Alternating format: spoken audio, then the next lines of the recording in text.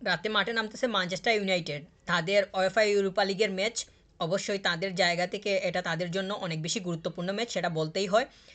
আর তারা যে বর্তমান সময়ে খুবই দুর্দান্ত অবস্থায় পারফর্ম করে যাইতেছে, কিংবা প্রিমিয়ার লিগে যে তারা নিজেদের অবস্থানটা খুব শক্তভাবে দেখাইতেছে, সেটাও না।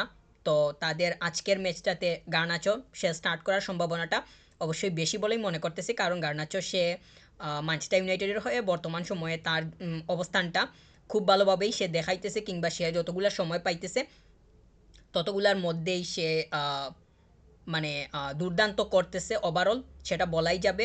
তো গার্নাচো তার কাছ থেকে ভালো মানের গুলও দেখা যাইতেছে। রাশফোর্ড এবং গার্নাচো দুইটা প্লেয়ারই ম্যানচেস্টার ইউনাইটেডের হয়ে তারা মানে দুইটা উইঙ্গে তারা কন্টিনিউ করতেছে। একজনকে রাইট উইঙ্গে দেখা যায় আর একজনকে লেফট উইঙ্গে দেখা যায়। তো মানে আজকেও দুইজনকে দেখা যাওয়ার সম্ভাবনাটা অবশ্যই থাকতে পারে বলে মনে করতেছি। আর ম্যানচেস্টার ইউনাইটেডের মানে তারা যে প্রিমিয়ার লিগে বর্তমান সময়ে খুবই স্ট্রংলি খেলতেছে তা না। স্ট্রংলি খুবই না, মানে তারা যে স্ট্রংলি খেলতেছে সেটাও বলার কোনো সুযোগ আসলে নাই, কারণ তাদের অবস্থানটা কিংবা পয়েন্ট টেবিলে তারা যেইটা মানে যেভাবে দেখা যাইতেছে তাদের অবস্থানটা একটু নিচের দিকে। তো তারা এখন যেহেতু ওয়েফা ইউরোপা লিগের ম্যাচ, তাদের অবশ্যই তাদের জন্য এটা ফাইটিং ম্যাচ। তারা অবশ্যই তাদের বেস্ট এলিভেনটা নামানোর চেষ্টা করবে। আর ওল্ড ট্রাফোর্ডে তাদের নিউ কোচ রুবেন আমরিম, ওনার হচ্ছে মানে আজকে ফার্স্ট ম্যাচ। তো তাদের হোম ম্যাচে তাদের অ্যাডভান্টেজটা অবশ্যই বেশি পরিমাণেই থাকবে। আর যেহেতু তাদের নতুন কোচ আমরিমের জন্য এইটা এক্সট্রা এক্সট্রা না, নতুন একটা এক্সপিরিয়েন্স, কিংবা এটা একটা চ্যালেঞ্জও বলতে হয়। কারণ এখান থেকে হয়তো ম্যানচেস্টার ইউনাইটেড তারা অনেকটাই আঁচ করতে পারবে যে রুবেন আমরিম তিনি ওল্ড ট্রাফোর্ডে কীভাবে কন্টিনিউ করেন, কিংবা নতুন ম্যাচটা বা প্রথম ম্যাচটা কে তিনি কিভাবে সামাল দেন, এইটা একটা বিষয় হইতে পারে।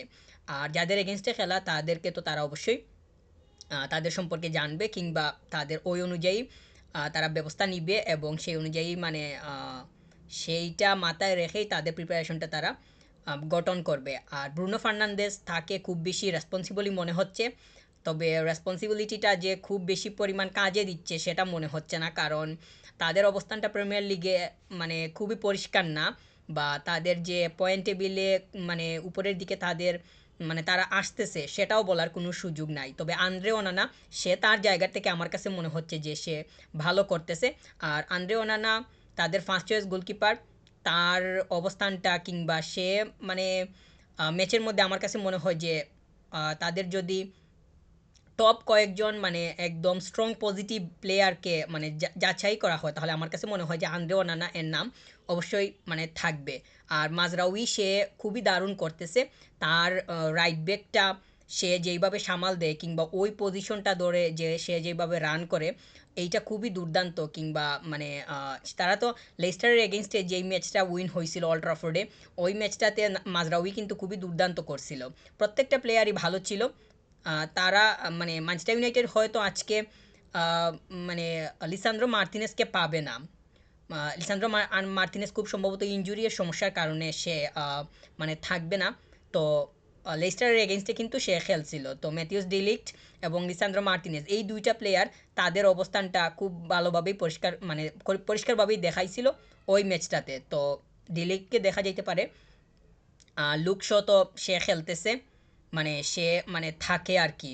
তো তাকেও মানে দিয়াগো দালও তো অবশ্য আছে। এই মানে ওই সাইডটা ধরে তাদের অবস্থানটা বা তাদের জায়গাটা তারা মানে যেইভাবে রান করা দরকার ঠিক সেইভাবেই রান করে। তো আজকের ম্যাচটা যেহেতু তাদের হোম ম্যাচ, তাদের জন্য তো অবশ্যই এটা চ্যালেঞ্জিং, এবং অপোনেন্টকে তারা কিভাবে ট্রিট করে তাদের নিজেদের মাঠে, সেইটা একটা বড় বিষয়। আমার দিয়ালোকে নিয়ে যদি আলাদাভাবে বলি, এই প্লেয়ারটাকে নিয়ে ম্যানচেস্টার ইউনাইটেডকে নিয়ে যখন আমি কথা মানে বলছিলাম আগের ভিডিওতে, আগে একটা ভিডিও করছিলাম অনেক মানে কয়েকদিন আগেই, ওইখানে আমার দিয়ালোকেও নিয়ে বলছিলাম। তো এখনও যদি বলি, সে কিন্তু তাদের মানে স্কোয়াডের মধ্যে কিংবা তাদের যে এলিভেনটা আছে ওইখানের মধ্যে সে খুবই দুর্দান্ত অবস্থায় আছে। তাদের যদি টপ তিনজন প্লেয়ার এই মুহূর্তে নির্বাচন করা হয়, তাহলে আমার কাছে মনে হয় যে আমার দিয়ালয়ের নামটা অবশ্যই রাখতে হবে। খুবই মাইনু যে খুব বেশি পরিমাণ মানে অ্যাক্টিভলি খেলতেছে তা আমার কাছে মনে হচ্ছে না। তবে আমার দিয়ালো সে কিন্তু খুব মানে সলিড অবস্থায় তার জায়গাটা সে দেখাইতেছে। এইটা ম্যানচেস্টার ইউনাইটেডের জন্য অবশ্যই বাড়তি সুবিধার বিষয় বলেই মনে করতেছি। আর আমাদ দিয়ালোয়ের সাথে মানে ব্রুনো ফার্নান্দেজেরও আন্ডারস্ট্যান্ডিংটা ভালো। যখনই মানে এই দুইজনকে মানে দেখা যায় যে তাদের মানে ম্যানচেস্টার ইউনাইটেড যখন মাঝখানে বলটা রাখার চেষ্টা করে, তখন দেখা যায় যে এই দুইটা প্লেয়ার খুব বেশি পরিমাণ মানে বলটা সাপ্লাই করার যেই মানে বিষয়টা, সেটা তাদের কাছ থেকে খুব বেশি পরিমাণ মানে দেখা যায়। আর আমাদ দিয়ালো এর রানিংও ভালো, তার মানে স্কিল কিংবা তার যে মানে ড্রিবল করার যে ক্যাপাবিলিটিটা, সেইটাও মাঠের মধ্যে দেখা যায়। এই প্লেয়ারটা খুবই শাইন করতেছে। তার মানে কনসিস্টেন্সিটা কতটুকু পরিমাণ মানে থাকে, সেইটা হইতেছে একটা প্রশ্ন। আর আরেকটা বিষয় হচ্ছে যে সে মানে এই ধারাটা কিভাবে মানে ধরে রাখে মানে সিজনের শেষ পর্যন্ত, এইটা হচ্ছে আরেকটা বিষয়। তো সে যদি এই ধারাটা ধরে রাখতে পারে, তাহলে সিজন শেষে কিংবা সিজনের মাঝামাঝি সময়ের শেষে ম্যানচেস্টার ইউনাইটেডের জন্য অনেক গুরুত্বপূর্ণ একজন প্লেয়ার হয়ে দাঁড়াবে আমাদ দিয়ালো বলেই মনে করতেছি। ব্রুনো ফার্নান্দেসকে আমার কাছে মনে হয় যে মানে ম্যানচেস্টার ইউনাইটেডের ক্যাপ্টেন, তার আরও বেশি পরিমাণ মানে ফোকাস রাখার দরকার, কিংবা তার আরও বেশি পরিমাণ রেসপন্সিবল হওয়া দরকার। কারণ ম্যানচেস্টার ইউনাইটেড প্রিমিয়ার লিগে যে খুব ভালো অবস্থানে আছে, বা তারা তো একদম একদম না, নিচের দিকেই আছে। তারা তো তাদের চিন্তা তো সবসময় উপরের দিকেই থাকে। তাদের মেন্টালিটি অবশ্যই এলিট লেভেলের একটা মেন্টালিটি ম্যানচেস্টার ইউনাইটেডের, সেটা তো অবশ্যই বলতেই হয়। কিন্তু তাদের অবস্থানটা বর্তমানে যে খুবই ভালো, সেটা তো বলার কোনো সুযোগ নাই। তো ব্রুনো ফার্নান্দেস তাদের ক্যাপ্টেন, কিন্তু ক্যাপ্টেইনের যেই মেন্টালিটিটা থাকা দরকার, তার মধ্যে আমার কাছে মনে হয় যে কিছুটা হলেও এই সিজনে ঘাটতি আছে। ওভারঅল আমি জানি না, কিংবা আগের সিজন, এর আগের সিজন, এইগুলা এত কিছু মানে মানে এত কিছু এখানে বলছি না, শুধু এই সিজনের কথাই বলতেছি। এই কয়েকটা ম্যাচ কিংবা সাম্প্রতিক সময় অনুযায়ী ব্রুনো ফার্নান্দেসকে আমার কাছে কোনোভাবেই ফিট মনে হচ্ছে না। মানে ফিট বলতে ফিজিক্যালি সে ফিট, কিন্তু তার কাজের দিক থেকে তাকে ফিট আমার কাছে মনে হচ্ছে না। তো ম্যানচেস্টার ইউনাইটেড তারা যেইভাবে ফরমেশনটা মানে সাজানোর চেষ্টা করে, এইখানে দেখা যায় যে মানে অনেক সময় তারা মানে গার্নাচো এবং রাশফোর্ড দুইটাকে একসাথে নিয়েই নামে। কিন্তু সিজনের শুরুতে এই দুইজনকে একসাথে দেখা যাইতো না। যখন এরিক টেন হ্যাগ ছিলেন, তখন মানে দেখা যাইতো যে মার্কাস রাশফোর্ড সে স্টার্ট করতেছে, আর এক হাফ পরে তাকে সাব অফ করে বেঞ্চ থেকে পাঠানো হচ্ছে আলেহান্দ্রো গার্নাচোকে। তো এইভাবে তিনি মানে অনেকটাই মুখস্থ যে প্ল্যানিংটা, সেইটারই বাস্তবায়ন ঘটানোর চেষ্টা করতেন। বেশিরভাগ ক্ষেত্রেই তিনি সফল হইতেন না, সেইটা দেখা যাইতো। তো রুবেন আমরিন তিনি কীভাবে কী করেন, দুইটা প্লেয়ারকে একসাথে নামান কিনা, তো সেটা হবে তাদের জন্য একটা বিষয়। আর যেহেতু নতুন কোচ, ওনার সাথে হয়তো এরিক টেন হ্যাগের যেই মন মানসিকতা কিংবা পরিকল্পনার যেই অংশগুলো বা উপাদানগুলো, সেগুলো হয়তো মিলবে না।